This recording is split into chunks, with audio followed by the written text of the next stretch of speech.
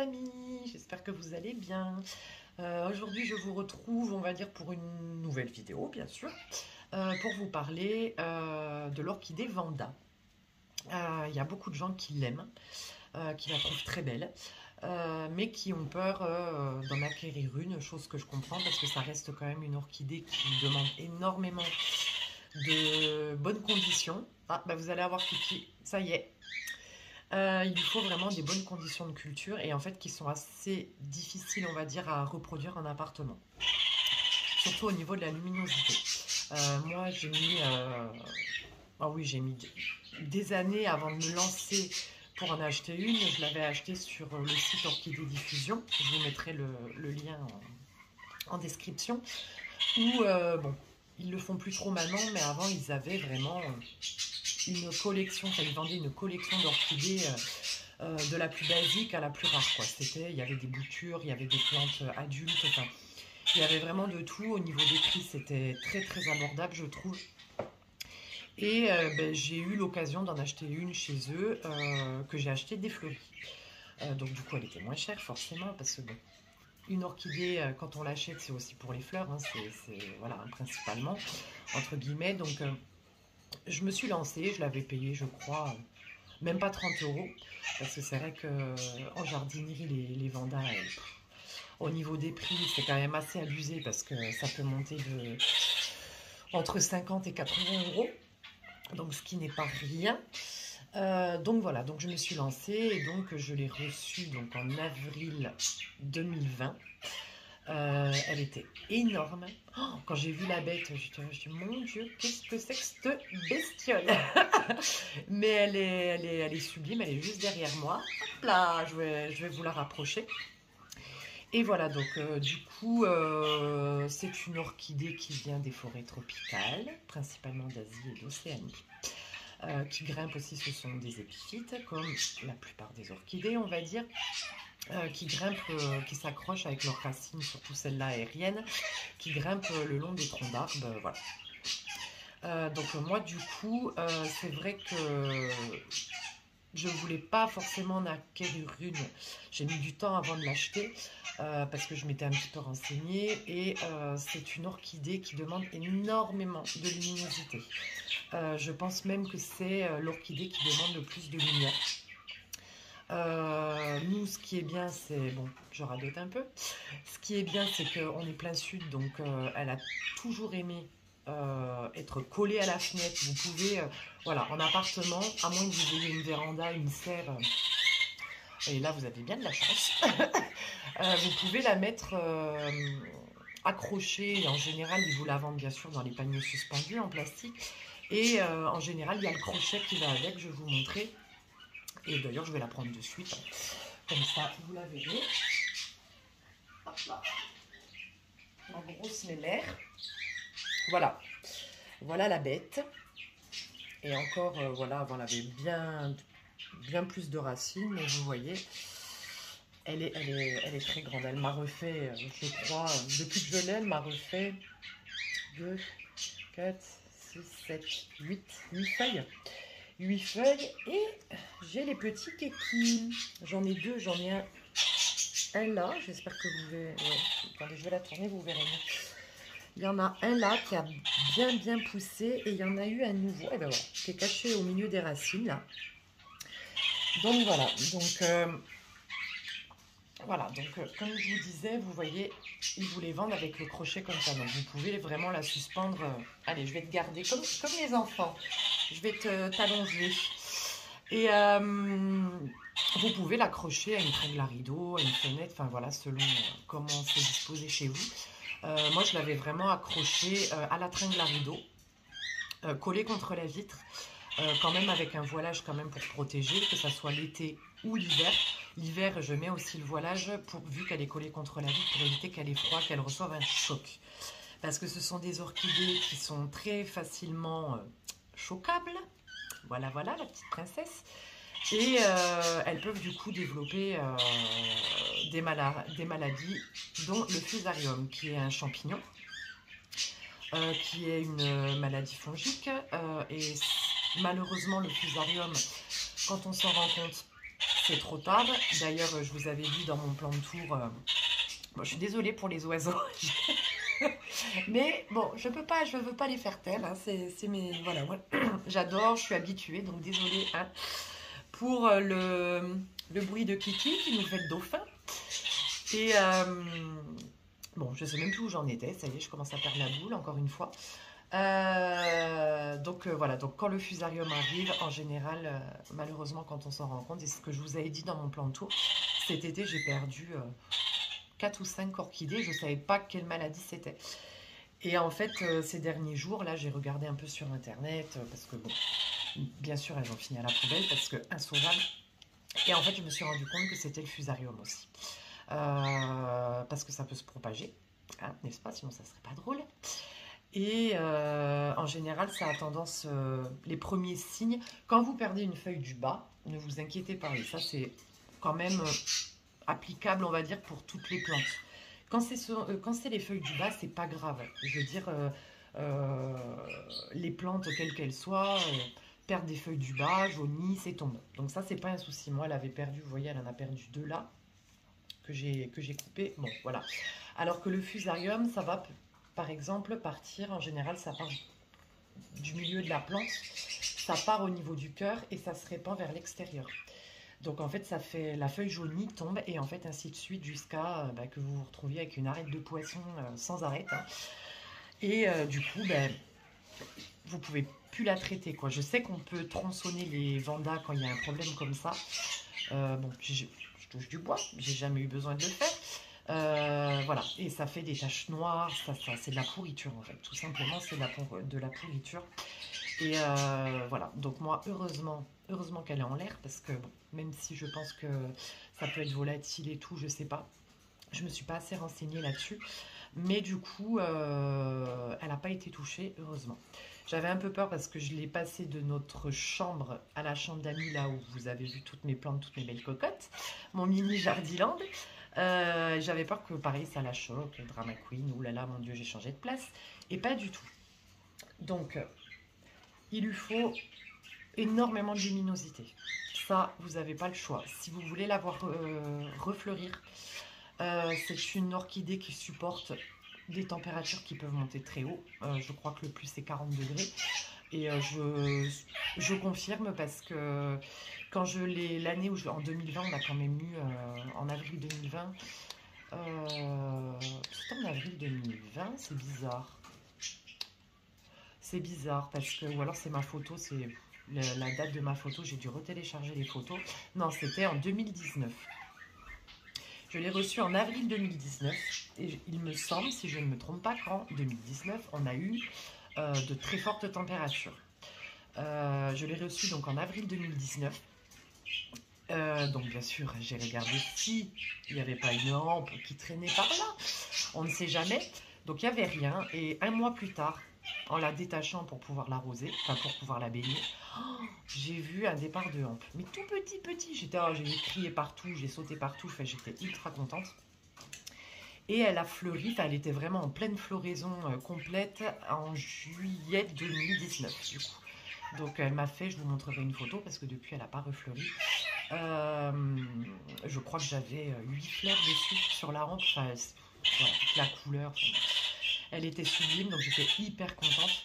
Mais voilà, elle était collée à la fenêtre, à la maison il fait chaud. Au niveau de l'arrosage, alors déjà au niveau de la culture, il y a soit comme moi des personnes qui vont la cultiver les fesses à l'air, hein, parce que dans la nature, elle n'a pas de peau, elle n'a pas, voilà, après ça c'est personnel, hein, comme je dis, chacun fait bien comme il veut, et je sais qu'en contenant, ça marche, ça peut très bien marcher aussi.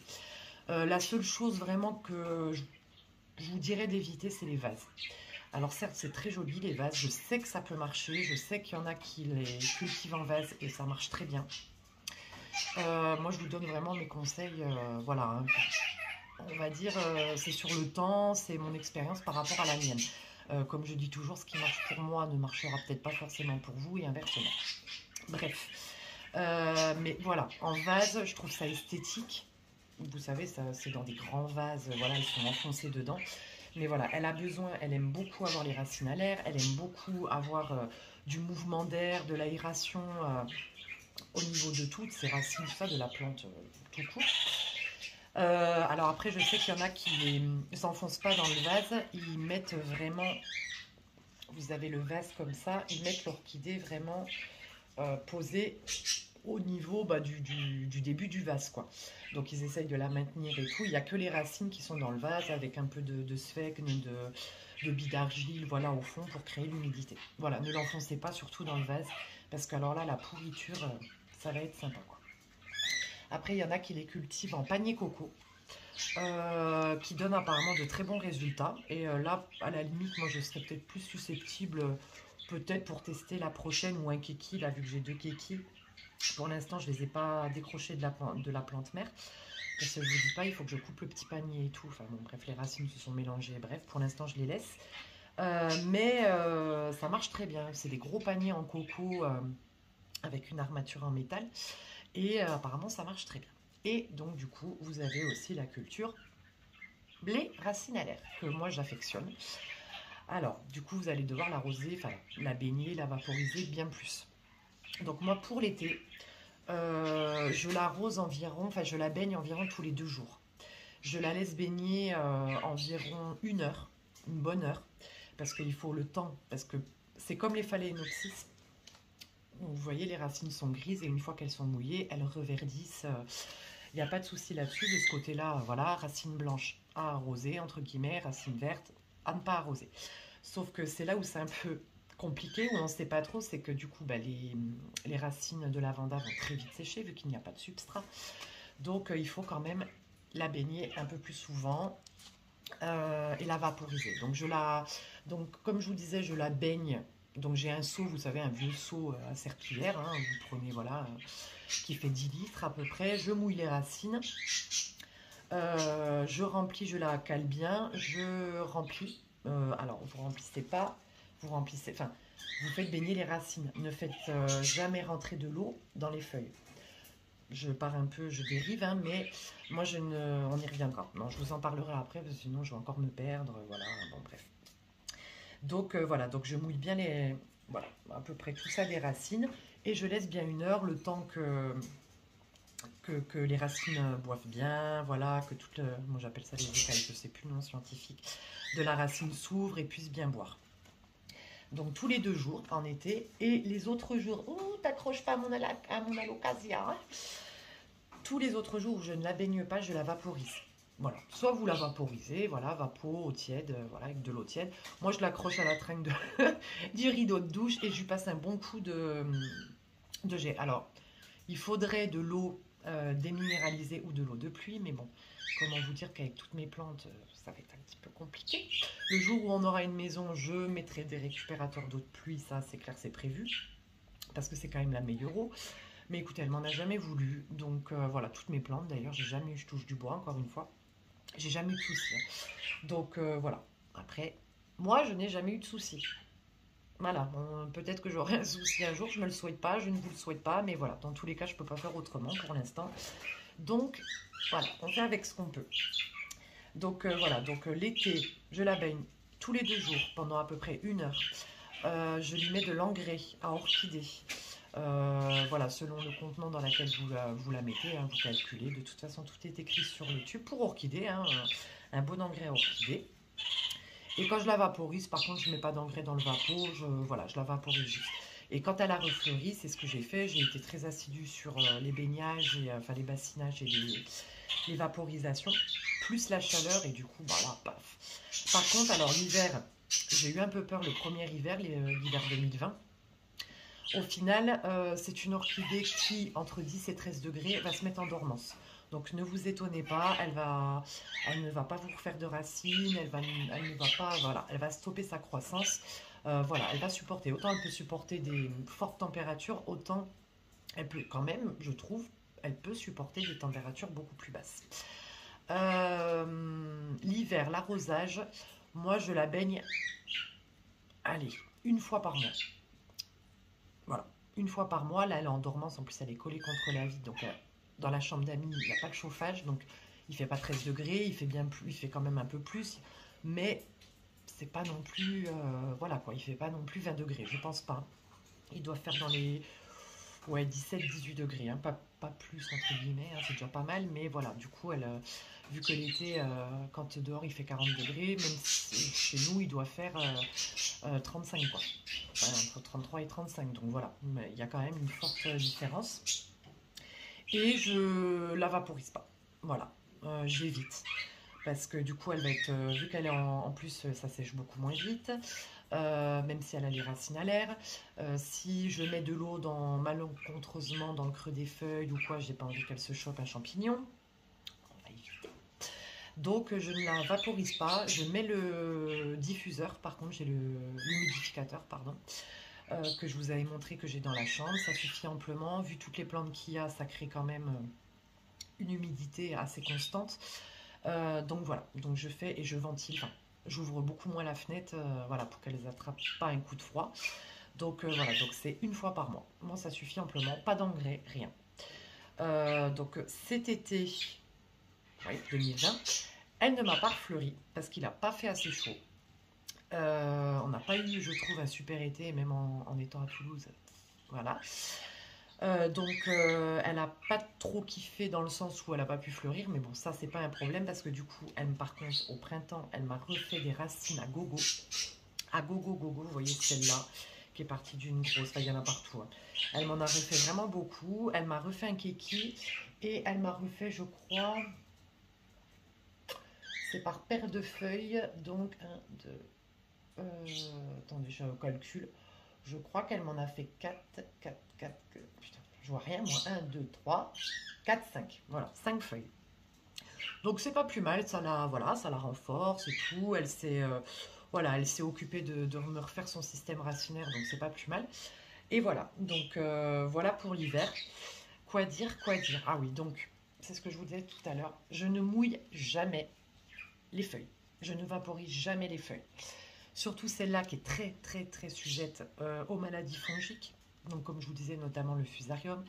Il y en a qui le font, certes dans la nature, voilà, mais voilà, nous elles n'ont pas grandi dans la nature, elles ont grandi en serre. Enfin là-dessus, ça encore une fois c'est mon avis, je ne le ferai pas. Il y en a qui le font, qui n'ont jamais eu de problème. Je ne m'y risquerai pas. Voilà, parce que déjà les orchidées, les seules orchidées que vraiment j'arrose, je baigne, je me fous carrément sous la douche, mais bien sûr l'été, c'est les phalaenopsis. Voilà, parce qu'il fait extrêmement chaud, comme je vous disais, je radote à la maison, surtout l'été. Donc ça sèche en très peu de temps, en 1 heure c'est déjà sec, même pas. Voilà, mais même les oncidiums, toutes les orchidées à pseudobulbes, je ne le fais pas. Je vaporise un peu les feuilles, mais j'évite. Voilà, j'ai perdu beaucoup d'orchidées à pseudobulbes, même l'été, juste en mettant un tout petit peu d'eau et tout qui est tombé dans l'aisselle des feuilles là. Ça m'a tout pourri, hein. Donc maintenant j'évite. Donc voilà, moi je vous conseille pas. Ça peut arriver. Vous voyez les kékis qui sont en bas quand j'arrose, enfin quand je la baigne. Ils plongent, hein, les feuilles plongent, hein, ou il se reçoit un peu d'eau quand je mouille les racines et tout. Mais voilà, la plante mère, je m'y risquerai pas. Après, voilà, vous prenez ce qui vous convient, ce qui vous convient pas, il n'y a pas de souci là-dessus. Euh, mais voilà, donc du coup, je pense que j'ai tout dit. Alors, pour la faire refleurir, comme je vous disais, beaucoup de chaleur, beaucoup, beaucoup, beaucoup de luminosité. Un assidu, il faut être assez assidu sur les baignages et les vaporisations parce qu'elle aime l'humidité quand même. Et il faut aussi, alors c'est pas comme les cymbidiums, les dendrobiums où il faut un fort écart de température entre le jour et la nuit pour qu'elles refleurissent, etc. Euh, mais quand même, il lui faut quand même, si vous voulez, une période où les températures vont être beaucoup plus basses comme maintenant. Par contre, je sais qu'au printemps, si on a un printemps qui est généreux avec nous niveau chaleur et que ça remonte vraiment bien, plus la luminosité qui va revenir plus longtemps et voilà, un peu plus forte, ça peut déclencher la floraison. Voilà, il lui faut quand même un temps de repos. Voilà, moi je vous dis, elle était très bien partie ce printemps au niveau des racines. Vous voyez, elle m'a refait tout ça, enfin tout ça là, voilà. Elle avait très bien démarré et puis ben, il a pas fait. En fait, le temps n'a pas été assez constant enfin, la chaleur n'a pas été assez constante, on a eu beaucoup de pluie, même des températures un peu dégueulasses, faut dire ce qui est. Donc voilà, elle est passée un peu, je sais pas, je pousse pas, je fais quoi. Donc voilà, mais en tout cas, je suis très fière d'elle parce que j'ai quand même eu une floraison très très vite quand je l'ai reçue. Et après, voilà, c'est une orchidée qui est quand même très costaud. Moi, elle ne me pose pas de problème. C'est une orchidée aussi, si vous décidez de partir une semaine en vacances, vous la baignez une bonne heure, voire 2 heures. Non, une bonne heure, déjà, ça sera déjà pas mal. Avant de partir, elle peut rester une semaine sans baignage. Voilà, il n'y a pas de souci. C'est une orchidée qui résiste quand même à la sécheresse. Bon, par contre, quand vous rentrez, là, vous la faites baigner, mais vous la faites baigner une après-midi, quoi. Voilà, ça, c'est un peu les infos aussi que j'avais. Bon, même s'il faut en prendre et en laisser sur Internet, voilà, moi je le vois, avec le boulot, même l'été, ça m'arrivait des fois de pas l'arroser pendant 2 semaines. Bah, vous voyez, elle m'en a jamais voulu et voilà, et elle est belle, hein. Après, au niveau, quand vous voyez que quand elle a soif, en fait, vous le sentez au niveau des feuilles. Bon, déjà là, vous voyez, ça flétrit un petit peu, mais bon, ça c'est les vieilles feuilles. Vous voyez, je sais pas si vous allez voir. En plus, j'ose pas bouger le portable parce que moi, je suis pas très bien équipée pour les vidéos. Là, et quand vous sentez des nervures au niveau des feuilles, ça veut dire qu'elle a soif. Voilà, donc après l'engrais, je vous dis, engrais pour orchidées.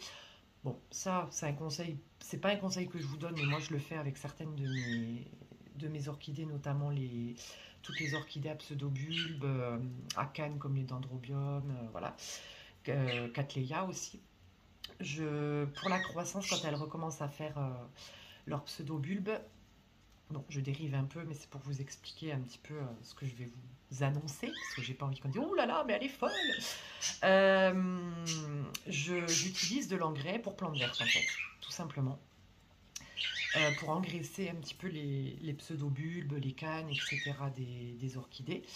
Euh, et dès qu'il y a une tige florale qui commence à arriver, là je passe à l'engrais orchidée.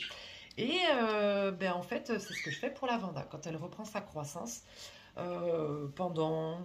Après, c'est vrai que j'ai pas trop de notion de temps parce que je le fais un peu au feeling. Mais en général, au printemps, au lieu de lui mettre de l'engrais orchidée, je lui mets de l'engrais pendant quelques temps. Je vais lui mettre de l'engrais pour plantes vertes. Ça marche très bien. Donc, du coup, c'est ce que j'ai fait printemps et été dernier. Donc, c'est là où elle m'a refait toutes les racines aussi. Et les feuilles, donc ça m'a aidé, je pense aussi, hein, quand même, parce que bon, sans racines, c'est un peu compliqué pour qu'elle refleurisse quand même, mes mères. Donc je préfère que son système racinaire soit beau, soit en pleine forme, enfin que elle soit en pleine forme, voilà, avant de vouloir à tout prix une floraison, quoi. Et voilà, vous diluez fortement, même vous divisez la dose, moi je divise de x2, voire x3. Mais ça lui a bien. Voilà, ça lui a bien convenu. Et je le fais depuis des années pour mes autres orchidées. Voilà, à part les phales. Par contre, les phalaenopsis, j'utilise que de l'engrais pour orchidées, hein. Mais toutes les orchidées à réserve, voilà, les pseudobulbes, les cannes, je commence le printemps en leur remettant de l'engrais tout doucement, mais pour plantes vertes. Voilà, ça c'est ma petite astuce. Alors peut-être qu'il y en a qui vont crier au scandale, mais en tout cas pour moi ça marche très bien. Voilà. Donc comme je vous dis, vous prenez, vous laissez, voilà. Il y en a même qui utilisent même quand vous voulez pas mettre des 1000 et des 100 dans l'engrais à orchidée. J'ai jamais essayé, mais je sais que je l'ai entendu énormément de fois. Même par des passionnés qui utilisent de l'engrais pour géranium. Voilà, donc pour les phalaenopsis, pour les orchidées en général, c'est moins cher. C'est exactement, après je ne me suis pas trop penchée sur la question, mais c'est, voilà, au niveau du NPK, tout ça, c'est exactement les mêmes valeurs, ce qu'il faut, les mêmes besoins. Donc voilà, je sais que je ne l'ai jamais fait parce que moi j'ai de l'engrais. Moi, ça fait pas très longtemps que j'utilise de l'engrais pour orchidées, à vrai dire. Ça doit faire 2-3 ans, je crois. Mais voilà, ça les aide quand même. Il faut quand même. Voilà. Donc voilà, les amis. Bon, bah écoutez, déjà 24 minutes, c'est déjà pas mal.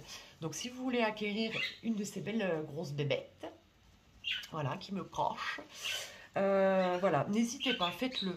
Voilà, collez-la contre la vitre. Et l'hiver, c'est ce que j'ai oublié de vous dire. Si vous avez des lampes à LED, horticole et tout, n'hésitez pas. Moi, je sais qu'elle en profite aussi pour les autres cocottes. N'hésitez pas, parce que vraiment, elle a des besoins en lumière qui sont incroyables. Je ne veux pas vous parler de ça parce que je n'y connais rien. Les Nux ou je sais plus quoi là. Mais je sais que la différence entre par exemple les phales ou les autres orchidées et elles sont hallucinantes. Donc beaucoup de luminosité, de la chaleur quand même. Voilà, après tout le reste, voilà, par saison, ce que je vous ai expliqué. Et tout devrait bien se passer. Voilà, il ne devrait pas y avoir de soucis. Bon, bah écoutez les amis, j'espère que cette petite vidéo vous aura plu. En tout cas, je suis contente de l'avoir faite parce que les vendeurs n'en parlent pas trop souvent et en général, on a tendance à avoir peur d'en acquérir une. Mais vous pouvez y aller, vraiment. Et si vous avez des questions, comme d'habitude, voilà, je me mets bien. N'hésitez pas, je vous y répondrai en tout cas le mieux possible. Et comme je vous dis, voilà, c'est mes conseils. Mais comme je vous disais aussi, ce qui marche pour moi ne marchera peut-être pas pour vous et inversement. Ce qui marche pour vous ne marchera peut-être pas pour moi. Donc voilà. Donc je vous souhaite une très bonne journée. Prenez soin de vous. Prochaine vidéo, je pense que voilà, je vais faire des petites vidéos, ouais, 25 minutes. Hein. Je vais faire des vidéos un petit peu pour présenter chacune des orchidées comme ça, voilà, parce que c'est quand même ma passion première. Et voilà, il y aura déjà pas mal à dire. Allez, passez une bonne journée les amis. Je vous embrasse, à bientôt.